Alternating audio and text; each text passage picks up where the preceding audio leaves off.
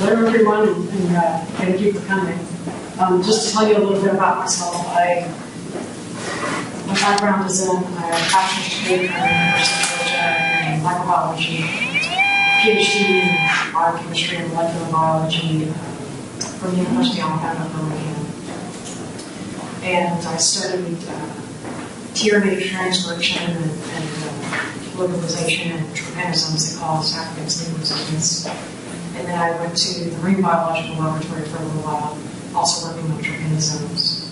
And then spent about 6 years at Yale as a postdoc studying slow-resisting biosynthesis in a number of different organisms with structural biology and biochemistry. And after I left my postdoc, I went into publishing as a professional editor for Cell Press. Maybe you've heard of the big journals, Cell, and then you've got your Science and Nature. So I worked for the company that publishes Cell. And there I was a editor-in-chief of Trends in Parasitology, which is a reviews journal. And so what I did was commission review content from scientists in the field for a number of years. And during this process, I handled the whole editorial process, sending things out for review, or actually edit papers developmentally as well, because my background is in parasitology. And so I've seen a lot of different things across the publishing world, from being a student and trying to write papers and learn how to write papers, publishing papers, and then actually being an editor and dealing with trying to review people's papers and have them published.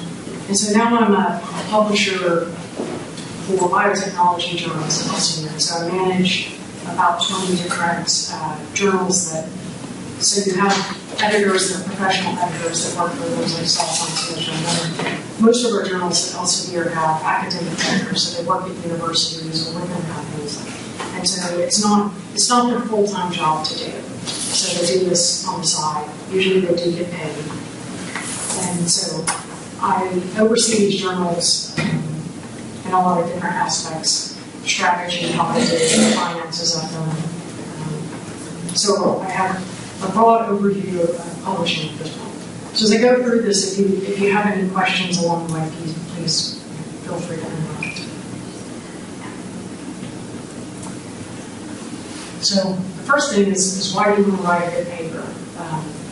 And so before you submit it, you want to make sure that it's as good as you can possibly make it. So this is something where you're not going to a conference and you talk about your work and people can ask you questions. This paper is what people are going to see, and they can't ask you questions, so you want to make sure that it's clear, and you want to be able to get your work across as best as you can. The other thing is when you submit it to a journal, those editors are busy and overworked, and if your paper doesn't appeal to them, if they can't read it, it doesn't make any sense, the language isn't good, then they might just reject it out of hand and not send you out for review, because some of the journals receive so many submissions each year.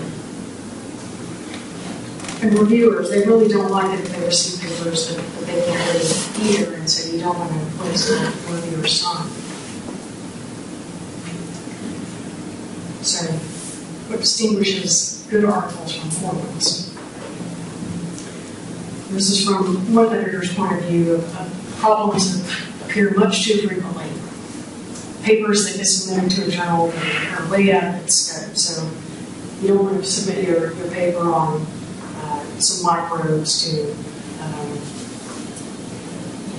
some journal where it doesn't fit in. So people who don't format papers according to the guide for authors. Every journal has an extensive guide for authors that tells you how to do everything, from reference formatting to length, how many figures can go into it.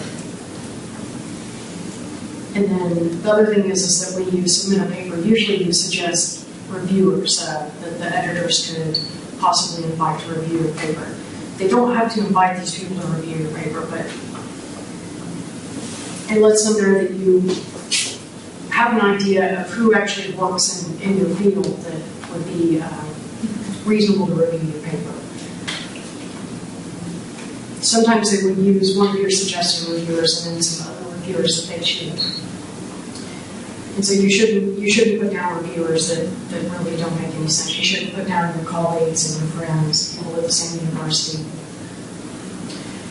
Then when people need to revise papers and that they don't respond appropriately to reviewers, or as I was saying, that English just isn't up to par. The other thing is sending your paper back in without actually revising it. And this can happen where people will submit to one journal, end up with a rejection or too many revisions that they don't want to complete. And then they send it to another journal and don't even make any changes. And frequently you end up with the same set of reviewers at that journal because those are the people who have a appropriate background. So this is a list that I got from an editor friend of mine who likes to give talks on how to get your paper rejected. And so rejection rates can be quite high from journal to journal, some are 75%. But first, the title is boring, or the paper is unsuitable for the journal to which it's been submitted. Your abstracts fails to state key results or conclusion. Introduction doesn't state any aims. Nobody can follow what your methods say. Your results don't make any sense and are badly presented. Your discussion basically just says the same thing that your results said. It doesn't have any new ideas in it. And your figures and tables are bad. So, what are your personal reasons for publishing? In a lot of cases, you need to graduate, get your PhD degree, your master's degree. You might need to apply for funding, get some grants, get promoted.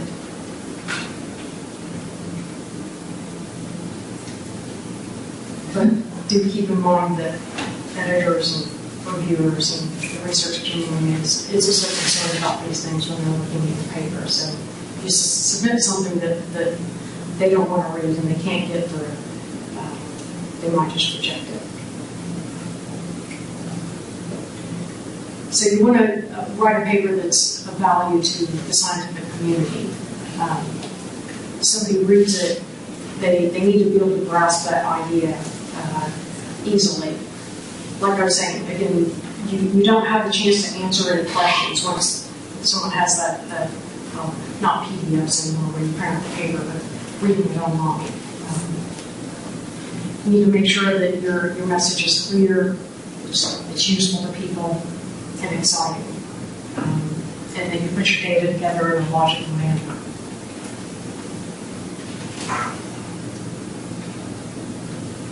So how do you know whether or not you're ready to publish your paper?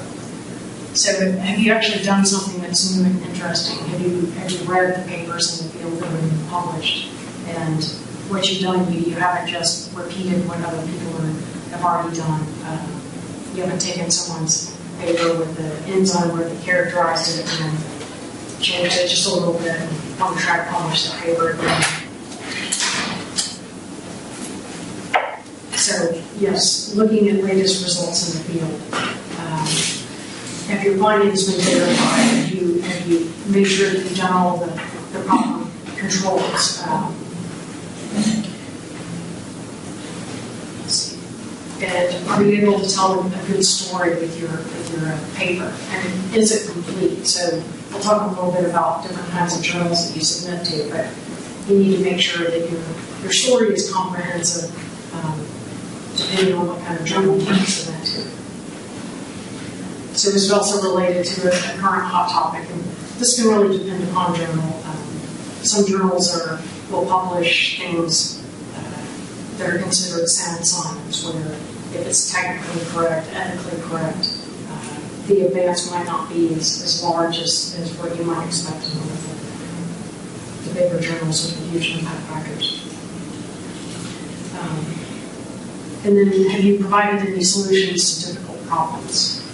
So if the answers to these questions, or at least most of them, is yes, then it's time for you to write your manuscript. So before you write your manuscript, if you're trying to graduate, you're probably going to need to write some original research articles, which are full articles. And then in this case, it's a complete story. It's a comprehensive story. So you just need to make sure that you have enough information available to write all. You do have things like letters and rapid communications, short communications. So in some cases, if you have really exciting results that you want to get out there quickly, you might be able to do a rapid communication. Some journals now will do short communications where the topic, say one journal, you need a very large amount of data, show mechanistic insight into something. Whereas other journals, your story doesn't need to be quite as complete, and it might be something that you'll build upon later.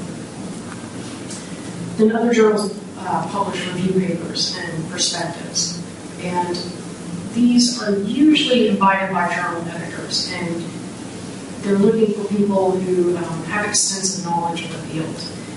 And it should be a critical synthesis of the field, and not just taking your introduction or your thesis and trying to put it together in a review paper. That's not really what journals are looking for in reviews. You can, with some journals anyway, that if they publish a lot of review papers, send them a pre-submission inquiry, and in some cases where you write to the editor and give them a synopsis of what you're working on. So there are some new types of journals available where you can publish just your methods, and sometimes these are linked to one of our research journals that you have a method that you use to do the research that's within that paper. You can actually publish that as a separate paper just on the methods. Similarly, you can also publish data sets into, we have a journal called Data and Breed that it's just publication of your data. You get a DOI, and it's separate from a main paper. So you can publish the data alone, you can publish it alongside the main paper. And we also have software apps, a journal that publishes software. So we have a number of different journals like this that are very specific to just data and software methods. So the next thing is what audience do you want to reach? Do you want to reach specialists in your field? Do you want to do you want clinicians to read your paper, or do you want more broad audience to read it? So depending on which journal you're sending it to, you do need to adjust it accordingly, because with a broad audience, you're going to need to be able to explain the significance of what you're doing in a different way than you would to a normal audience that would know that area quite well. And you also have journals that are in similar subject areas that reach readers that have very different backgrounds. So, for example, you have, I published some papers in nucleic acids research with biochemistry and structural biology.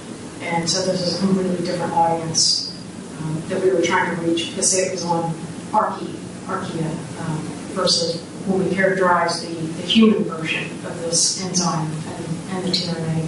We were able to send that to science because it's a different audience that wants to read something.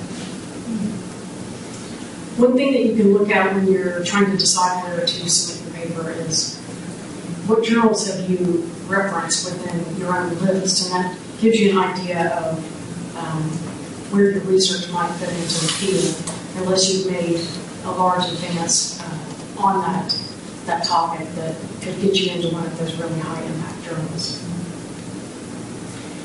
Another thing is you don't want to submit papers to a journal that you've never read, just because, oh, look, this one, it's got a really good impact factor, I'm just going to send it there and see whether or not I can put it in. Make sure you look at that journal and see what it publishes. Do they publish papers in your area? Do they, let's see. And you also want to follow style of those different journals. And if you submit to one journal and get rejected, and then try to send it to another one in the same format, that's not a good idea. And then there are also journals that have worldwide audiences versus local, so very specific to certain regions of the world versus international journals. So some of the best practices when you're looking for a journal is making sure that journal is reaching the people that you want to read it. Usually your supervisor is going to be on your paper anyway, but you can ask your supervisor for ideas and other colleagues. Once you have thought about this, you can make up a short list of different journals and start looking at them, read the aims and scope. Does your paper fit within the aims and scope? This is one of the main reasons people get rejected from the journals that my editors oversee, is that the paper has nothing to do with that particular journal. And you look through the different kinds of articles. Does it take regular research articles? Does it take short communications? Does it only publish review articles? Don't send your research article to the reviews only journal. You're wasting your time and that of editors. Is the readership right? The other thing is don't submit your paper to multiple journals at the same time. I know this might sound ridiculous, but on Friday I got an email from a journal at Wiley with a copy of a paper that had just been published in one of my journals. And then they also attached a copy of that paper that had been submitted the very next day after it had been submitted to my journal. And thankfully they rejected it. And this keeps happening over and over. In some cases, we'll have a reviewer alert us to a situation. And we have a way to go, and it would be nice if we had a way to detect this as soon as people submit papers, but we have multiple submission systems. But we can go in and find out whether or not the same paper has been submitted to multiple Elsevier journals. And recently we had a case where a paper had been submitted to 10 different journals, many of them at the same time. This is not a good thing to do. People find out and your paper will be rejected or it is going to be retracted. And this is bad for your career. The other thing is make sure you're choosing the right journal and don't descend the stairs. If your work can't get into Nature, Science, Cell, etc., don't send it there first. And then it gets rejected, and then you go to the next level of journal. Oh, well, okay, maybe I can get it into PNAS or IMO. And then you get rejected. And then you send it to the next place. As I was saying, the same people might be reviewing at the different journals, and they're going to get tired of seeing your paper over and over again, and it just takes a lot of time. So what about impact factors?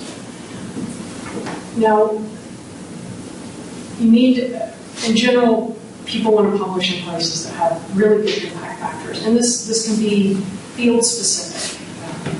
So I worked in parasitology for a number of years, and I say that impact factors were in the realm of 5. But I have some journals right now, for example, things called cryobiology, biologicals that have impact factors of, say, 1.5. Then I have other journals that are much higher up there and have impact factors of 13. And this shouldn't be the sole reason that you want to submit to a journal. You know, again, factor in who the readership is, how your research fits into the field, whether or not it's considered a hot topic. And so what a journal impact factor is within a journal, you take 2 years of publication. So for example, the 2018 impact factor takes the papers that were published in that journal in the years 2016 and 2017. And then all of the citations that the papers that were published in those 2 years in 2018, you divide that by the number of articles that were published in those 2 years. And that's what your journal impact factor is. So in some cases, you can have journals where there are multiple really highly cited papers, 100 citations, 1,000 citations, and then other papers that have 0 citations. And so this doesn't necessarily reflect quality of a journal. It can help you, of course, get jobs and promote it, so there's that sort of things. So there are editorial policies of some journals that can influence the number of citations per article and can influence the impact factor. But this is an unethical practice on the part of editors, reviewers, etc. at some journals where they're trying to bolster their impact factors by, for example, if you ever get a review back and the person says, you need to add references to this paper, this paper, this paper, this paper, and one might be references to this person's papers, or they could be references to articles in this journal trying to inflate that impact factor.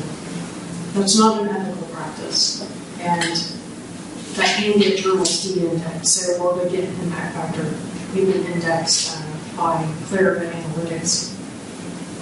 And if they see that these kinds of practices are going on, they will take your journal and it will no longer have an impact factor.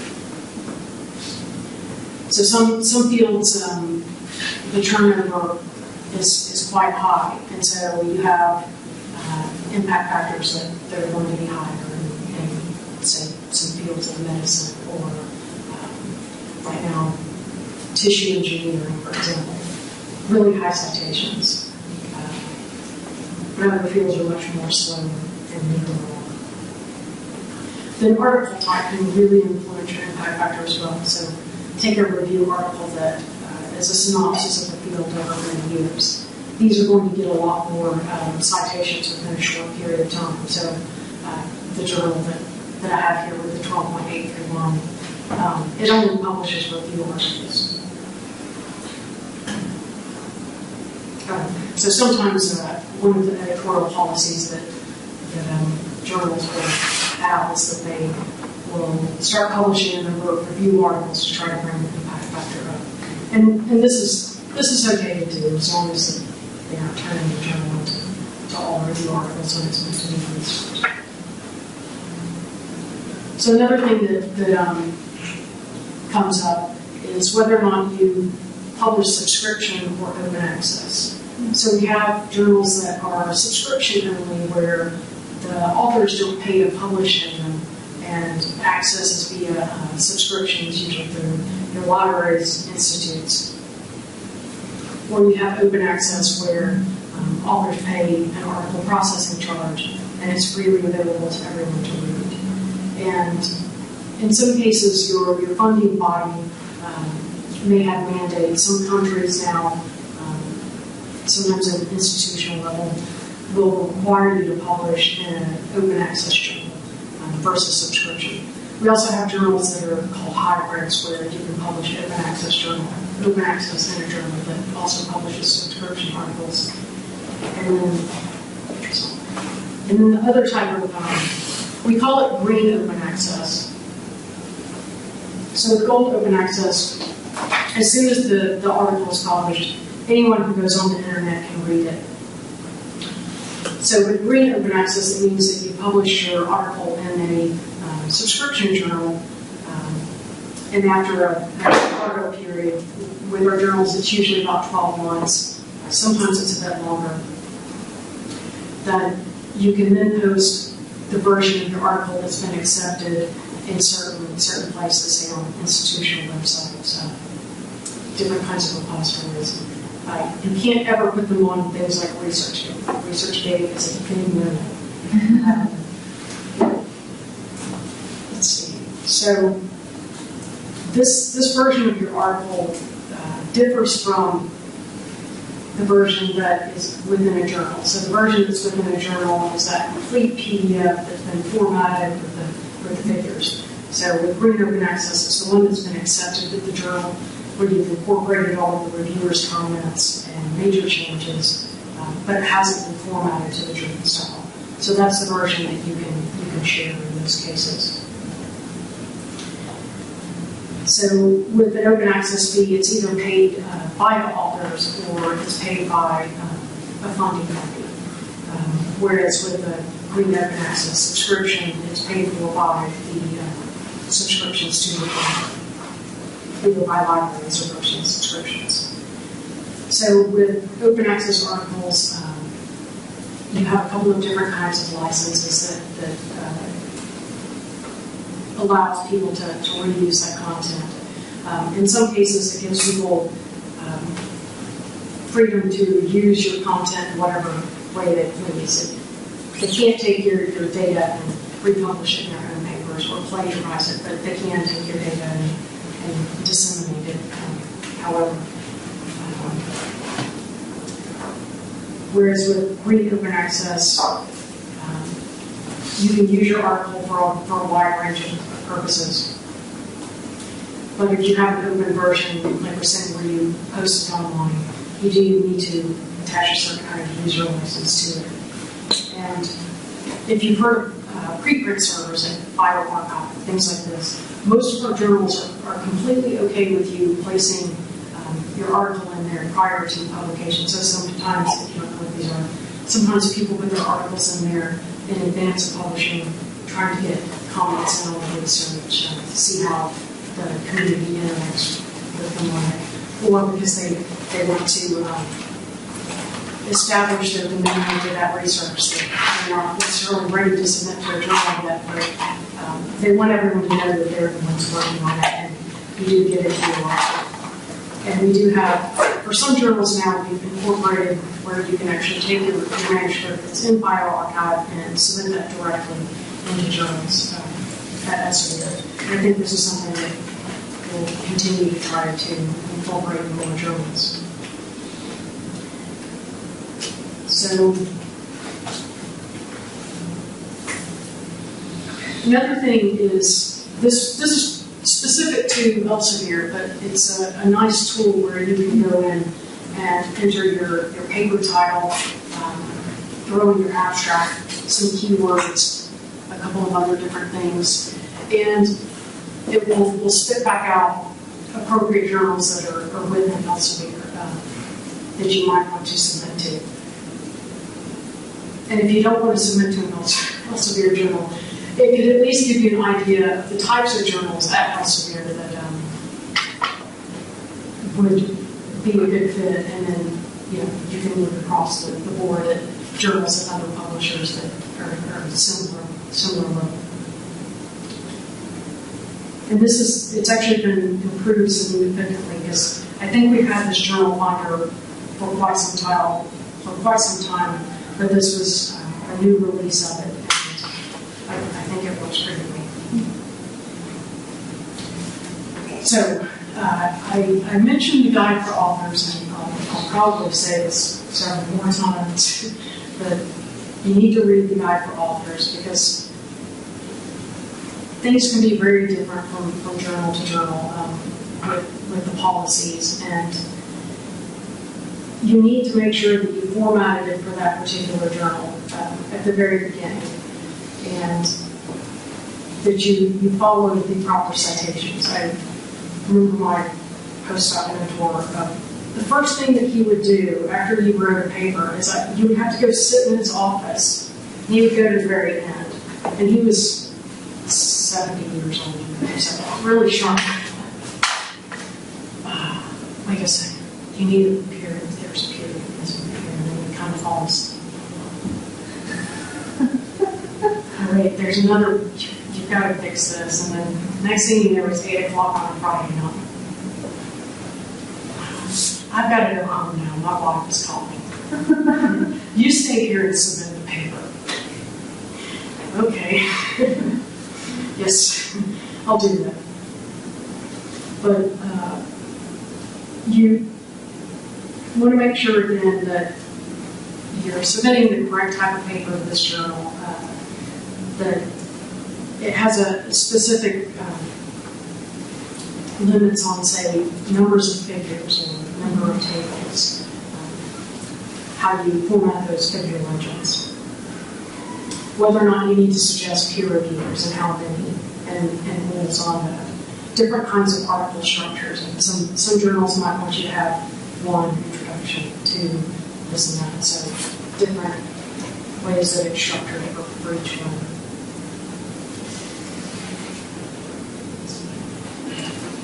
And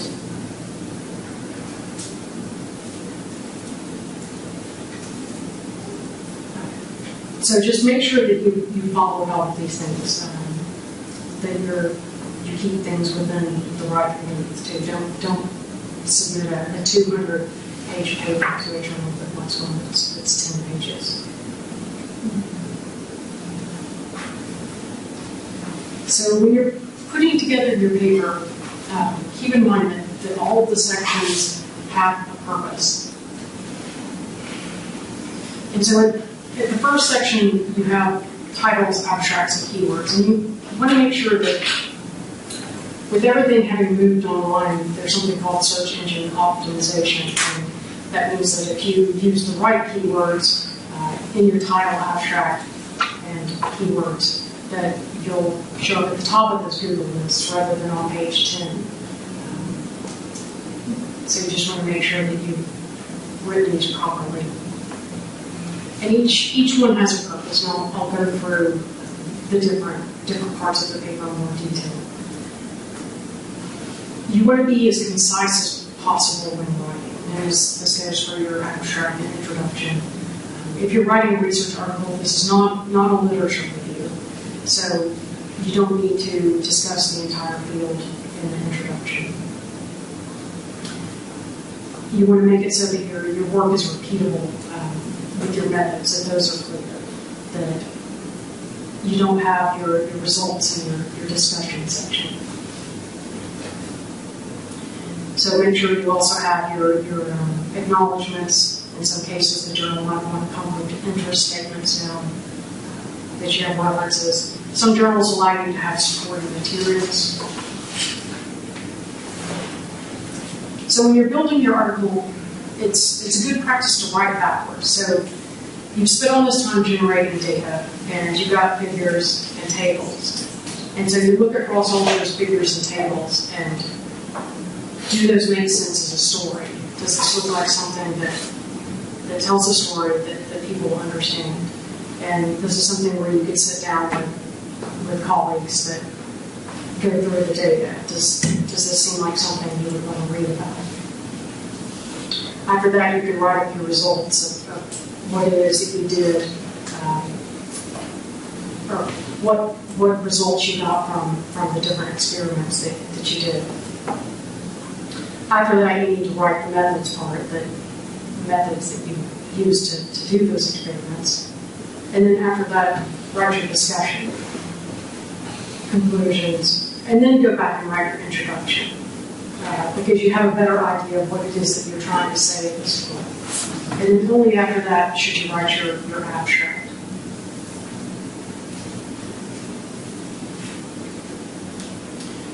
So your titles and abstracts, is there a formula for writing good titles and abstracts? There is. I'm not sure you can see this. This paper presents a synonym for news in a novel. Deciding method for use a sciencey firm, a noun few people have heard of, using something you didn't actually invent. This property was measured to be whatever number over this number, and the results show some sexy adjective, agreement with theoretical projections and significant proven over previous efforts by some loser. Yours is so much better. And your work, of course, it has profound implications for the future studies of some buzzword, and may one day help solve the problem of supreme sociological concern. And then use a bunch of buzzwords. So, not one. With your title, you need to be succinct in that title and tell people what the paper is about, but in the fewest words possible. You want to be very specific. It should be informative. people should have some clue of what's in your paper by just seeing the title. Do I want to read this? Don't put abbreviations in the title. You should always spell things out. Don't use jargon. So articles that have short, catchy titles are often better cited, and sometimes it'll even make the editor want to look at it more if you have a nice, catchy title. I know definitely when I would get submissions that have had this really long title, but then you have a title that went along with this abstract. You might want to read it. So then in the abstract, this is really where you're advertising your article. You want to really make it interesting because this is something that, one, it's going to affect whether or not your paper gets sent out for review and further considered by a particular journal. If the editor reads it and it just doesn't make him or her want to read the rest of the paper, it might get rejected. And then the other thing is that once your paper is published, abstracts and titles are always freely available on the internet, depending on where the journal's indexed, but in things like PubMed, Medline, Scopus, and PACE. And so people will see your title abstract and read that, and maybe they'll want to go on and read your paper, maybe not. So it should be a short description of the perspective and purpose of your paper. But again, this is not a place to do a literature review. Usually you're not putting any references into an abstract. And you can usually get an abstract done in, say, 4 or 5 sentences. You do want to give some of the key results, but don't give too many experimental details. The rest of the paper you can take care of then. And then give a very short description on your interpretation and conclusions. And don't try to oversell your paper that you cured cancer, whatever. So this is a 360-word abstract, and it was from a publishing seminar that several years ago where some of the students submitted papers to us, and we looked at them. And so when you see the title here, it's really, really long. And you might not really know what the paper is about, and it's got an and the first sentence of it tells us that following reports in a Japanese cohort showing mutations in whatever underlying, and I can't say the name of this disease. I kept trying to listen to it online over and over again, but I can't really say it. So, with joint laxity and identified. So this is your abstract, and you shouldn't be talking about someone else's paper and what that paper showed and these mutations, because that really, at this point, has nothing to do with your paper, and you're not trying to put it into the context of someone else's work. And so then the person goes on to tell you all about the different algorithms and statistics that were used, and gives you a lot of data numbers. And these really shouldn't be there. We even have some p-values. And then they tell you about all of the different mutations they found, which chromosomes they were on, and all the different protein interaction networks. So this isn't something that makes you want to read this paper any further, and just wouldn't make it a journal. So what I've done here is colored out some of the sections of that first part of the title, the leveraging protein-protein interactions, all of the yellow within it. That information has to do with that part of the title. It's really way too specific. Those are the results that need to be back in the results section. So we'll take that out. The things in green, the causal collaborator, investigates the possibility of identifying signals, has potentially provided crucial insights, consider variants in several genes, possibly playing an important role to shape Mendelian mental disorders in Caucasian Afrikaners in South Africa. So this part right here is important, that this is the meat of what it is, the importance of what it is you want to say.